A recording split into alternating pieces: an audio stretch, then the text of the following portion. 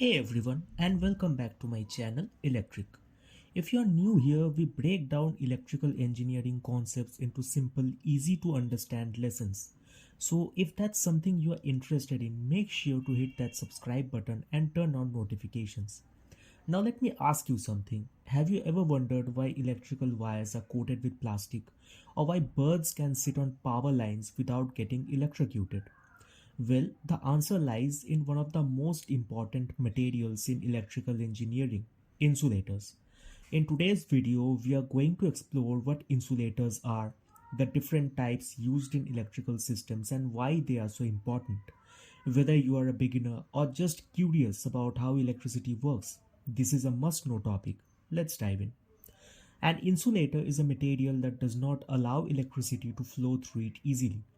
Unlike conductors which let electric current pass freely, insulators resist the flow, keeping electricity where it belongs and preventing dangerous leaks.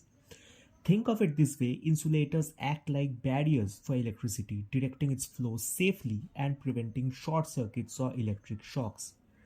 Insulators serve multiple purposes in electrical system, such as preventing electric shocks, that is by protecting people from direct contact with live wires, avoiding short circuits by keeping electrical current flowing in the right direction, and enhancing efficiency by reducing energy loss in power transmission.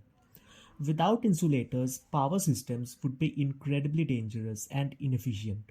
Now let's explore the different types of insulators used in electrical engineering. Pin type insulators. These are commonly used in power distribution lines. They sit on a metal pin and hold the electrical wire above the pole, preventing current from leaking into the pole itself. These are used up to 33 kilovolt voltage levels. Suspension insulators.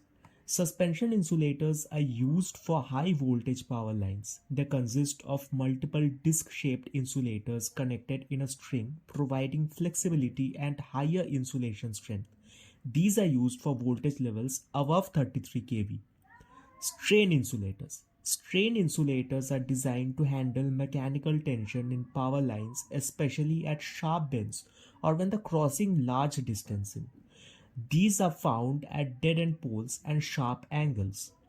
Post insulators. Post insulators are similar to pin type insulators but are stronger and used in substations or power plants where higher voltages are handled. These are found in substations and high voltage switchyards. Shackle insulators. These are smaller insulators used in low voltage distribution systems. They provide insulation in both horizontal and vertical mounting applications. These are used in low voltage applications up to 11 kilovolts.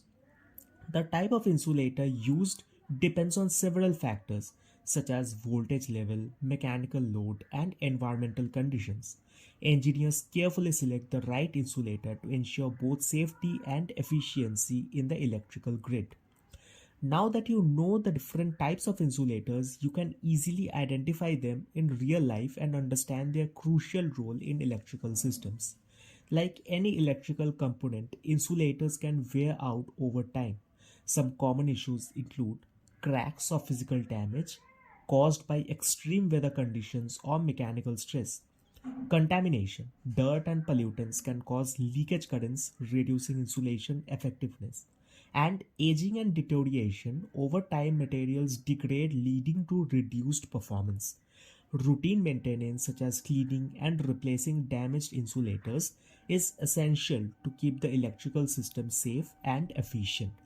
So that's everything you need to know about insulators. We covered what they are, why they are important, and the different types used in electrical systems.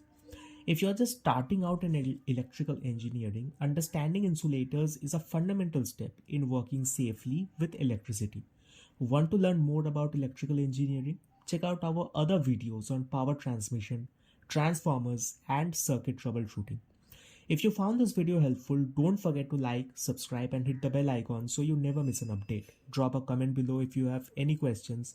Thanks for watching and see you in the next one.